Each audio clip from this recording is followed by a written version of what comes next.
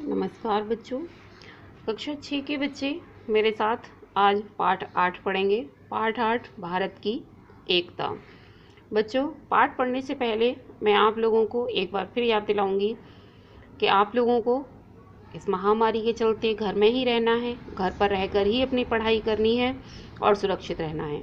दूसरे, मैं आपके माता पिता से निवेदन करूंगी कि जो बच्चे ऐसे हैं जिनकी फरवरी, मार्च या उससे पहले की यदि कोई फ़ीस रह गई है तो कृपया जल्दी से जल्दी उस फीस को विद्यालय में जमा करा दें।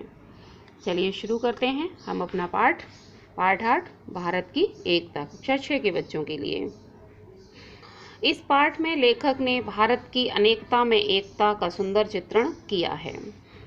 लेखक कहता है कि भारत में अनेक जातियां, धर्मों, भाषाओं, वेशभूषा, खान पान,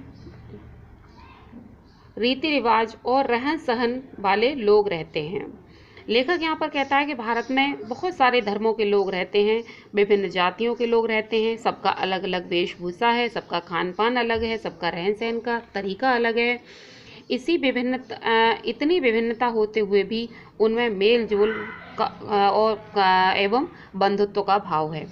एक दूसरे से इतनी भिन्नता है, इतने अलग हैं, लेकिन उसके बाद भी आपस में भाईचारे की भावना बनी हुई है और विपत्ति में एक दूसरे की सहायता करते हैं और ये लोग आपदा विपत्ति के समय एक दूसरे की सहायता करते रहते हैं। लेखक ने राष्ट्रीय एकता के इस भाव को और अधिक मजबूत बनाने पर बल दिया है। यहाँ लेखक ने इस पाठ के माध्यम से हम देश की एकता को किस तरह से मजबूत बनाकर रखें, इस बात पर बल दिया है, जोर दिया है, ताकि हमेशा देश उन्नति के शिखर पर पहुंच सके, जिससे कि हमारा देश आगे बढ़ सके। चलिए शुरू करते हैं पाठ। भारत एक विशाल देश है। यह उत्तर में कश्मीर से लेकर दक्षिण में कन्याकुमारी तथा पूर्व में असम से लेकर पश्चिम में कच्छ तक फैला हुआ है। भारत एक इतना बड़ा देश है कि यह उत्तर में कश्मीर से लेकर दक्षिण में कन्याकुमारी तक फैला है और पूर्व में आसाम से लेकर पश्चिम के कच्छ तक ये फैला हुआ है। यहाँ विभिन्न जातियों और धर्मों के लोग रहते हैं। यहाँ कई भाषाएं बोली जाती हैं। लोग विविध प्रकार की पोशाकें पहनते हैं। यहाँ पर विभिन्न जातियों और धर्मों के लोग रहते हैं, अनेक तरह की भाषाएं बोलते हैं, अनेक तरह की पोशाकें पहनते हैं और नाना प्रकार के भोजन करते हैं और उनके भोजन करने का तरीका भी अलग होता है। इन सब विविधताओं के होने पर भी भारत एक है। यही भारत की अनेकता में एकता है और इतना सब होने के बाद भी भारत में एकता है, यह सबसे बड़ी बात है। गणतंत्र दिवस की झांकियों में भारत के भिन्न भिन्न प्रदेशों की उपज, वेशभूषा, प्राकृतिक सौंदर्य, रहन सहन आदि को दिखाया जाता है। जब गणतंत्र दिवस पर दिल्ली में झांकियां निकलती हैं तो उस अवसर पर देश के विभिन्न प्रदेशों की वेशभूषा के बारे में, वहाँ के प्राकृतिक सौंदर्य के बारे में, वहाँ के रहन सहन के बारे में, वहाँ की फसलों के बारे में इस तरह की झांकियाँ निकाली जाती हैं। अलग अलग प्रदेशों की झांकियों को देखने से पता चलता है कि भारतीय प्रदेशों के लोगों के रहन सहन और खान पान में विविधता है। इन झांकियों को देखकर अंदाज़ा लगाया जा सकता है कि भारत के प्रदेशों में जो लोग रहते हैं उनका खान पान, उनका रहन सहन कितना अलग है, विविधता मीन्स कितनी विभिन्नता है उन लोगों में।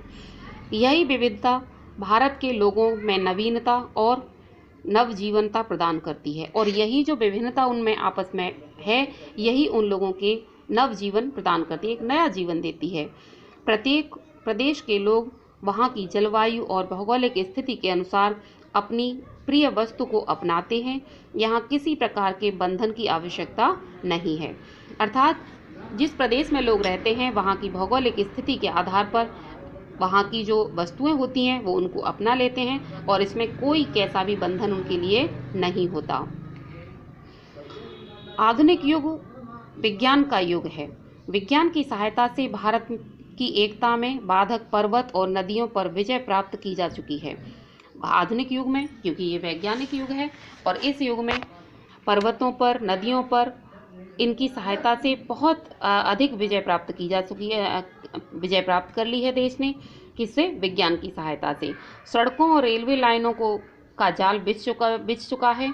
कार, बस, रेल और वायुयान प्रतिदिन भारत के एक कोने के लोगों को दूसरे कोने के लोगों से मिला रहे हैं। और यहाँ जो रेलवे लाइनों का जाल बिछा हुआ है धरती पर, उस पर कार भी चलती है, रेलवे लाइन भी चलती हैं, प्रतिदिन वायुयान उड़ते रहते हैं, अनेकों सड़कों पर गाड़ियां घूमती रहती हैं, जिससे एक कोने में बैठे दूसरे कोने के लोगों से आसानी से मिला जुला जा सके।